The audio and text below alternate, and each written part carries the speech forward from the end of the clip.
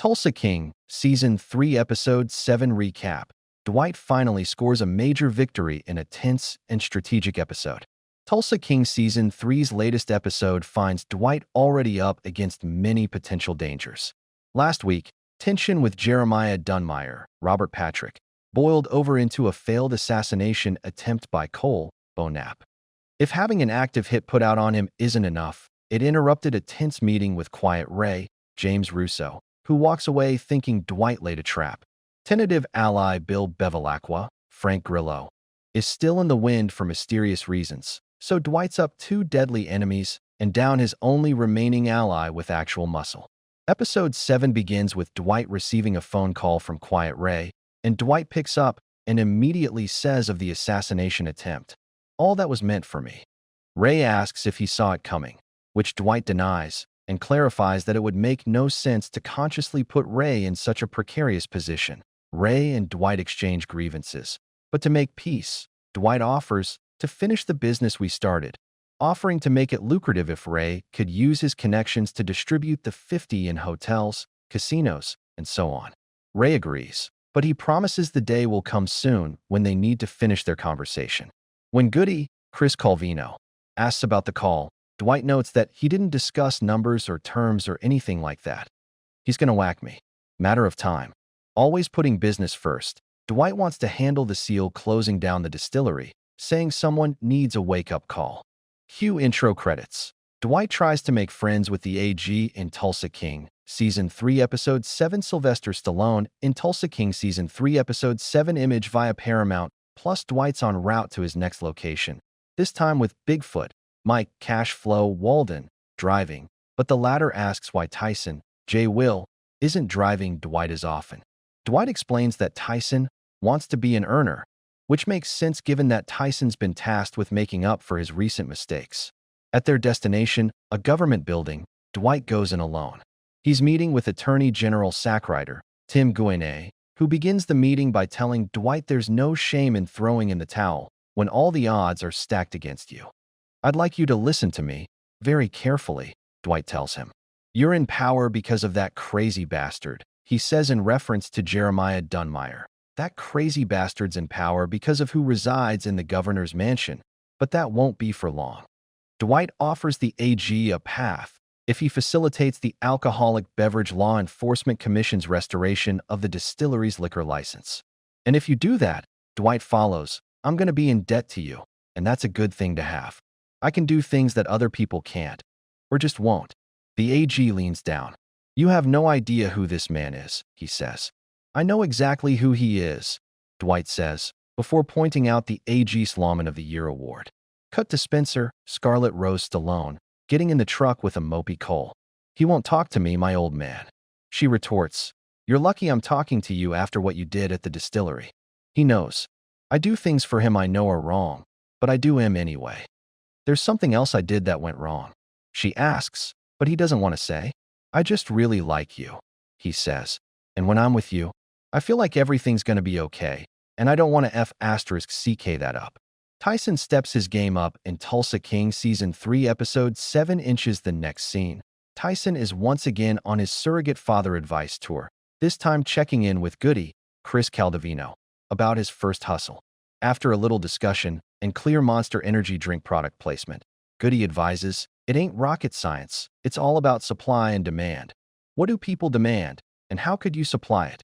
He suggests Tyson becomes a fake cop, robbing bad guys of ill-gotten goods. He suggests college kids, and Tyson pulls in Spencer, his college connection. Cut to Dwight calling Margaret, Dana Delaney, needing a political favor. Back with Tyson, Goody, and Spencer driving to a frat house, when the latter notes they're known for supplying drugs to both campus and Tulsa writ large. Goody prevents Tyson from simply barging in, explaining the value of recon. "When you paint a room, you've got to do your prep work first," he explains. Spencer offers to go in and do recon at the frat house. Cut to Margaret meeting for lunch with the wife of the Attorney General. It's a fancy spot that requires membership, and she comments, "The hubby keeps saying that we're going to apply for membership, but like they say, if I had a dime for every broken promise." She continues to lament the AG's lack of lawyerly perks now that he works in the supposed public interest. But Margaret asks if his position is a stepping stone towards higher office, right? She laughs and says maybe, citing that such ambitions would bring greater scrutiny. Sensing a deeper story, Margaret suggests drinks. One scene later, she's pulled away to call Dwight to let him know about the AG's marital problems. Dwight's happy, but we don't hear what his weakness is from their call. Dwight gambles on the Attorney General in Tulsa King, Season 3, Episode 7 Neil McDonough in Tulsa King Season 3, Episode 7 Image via Paramount Plus later that night. Dwight and Bigfoot arrive at the campaign office of Carl Thresher, Neil McDonough, who seems pleased with his chances for office, mentioning that the opposition is getting agitated. Dwight, he's just been to see the AG. He wasn't buying my deal. Thresher chides him for not knowing the political culture of Tulsa. They just like working with their own. But Thresher makes it clear he doesn't want to intervene with the AG. I got a real shot at this thing, so why would I risk it all to curry favor with some AG on your behalf? Margaret explains that it could be in his interest, building relationships. If you can pull the AG away from the governor, which I think you can, maybe even get him to endorse you. A move like that could put you over the top.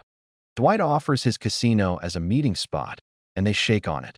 While waiting for Spencer to leave the frat, Tyson and Goody put on a pair of badges that the latter had acquired. She returns, noting who and what she saw while at their house. Goody and Tyson enter, guns drawn, and don't encounter any resistance from the fraternity brothers. They force everyone to get on their knees, hands up, and zip-tie their wrists together.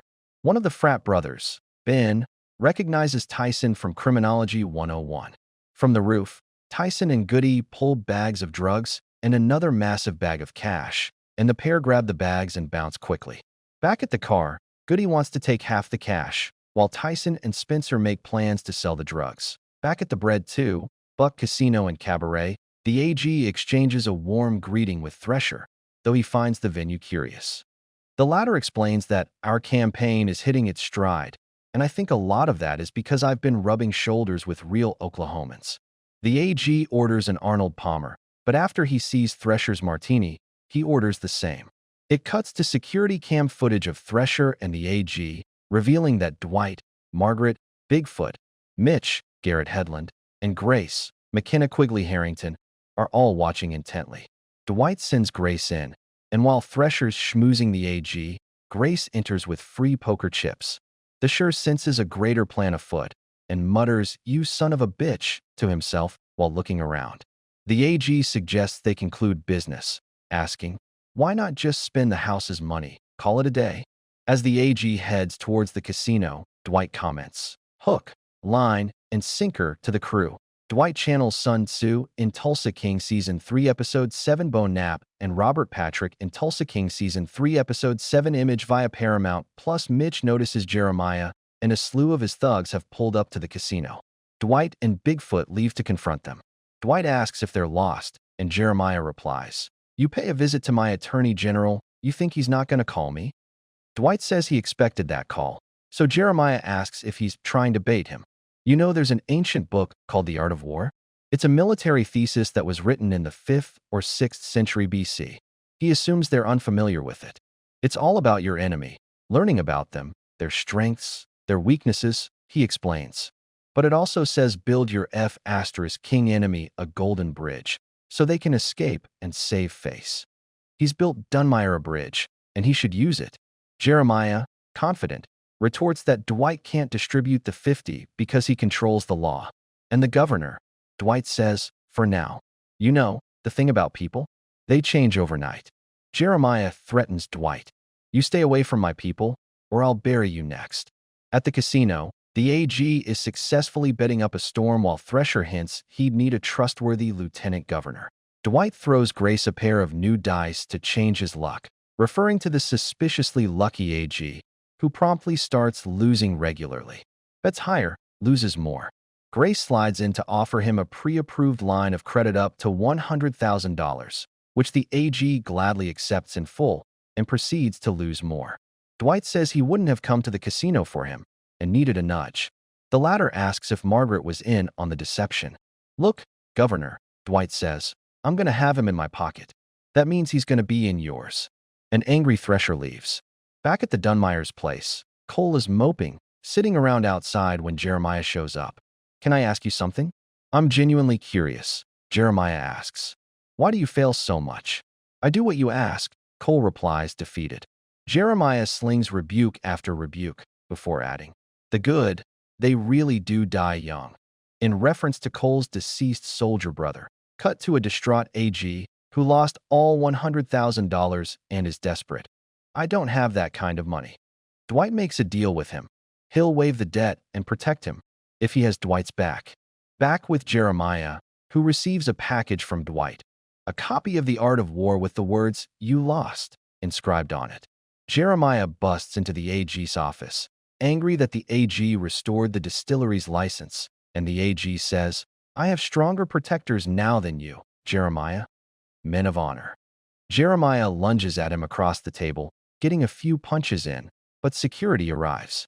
Cue Jeremiah in prison orange, telling a guard about how setbacks bring clearer eyes.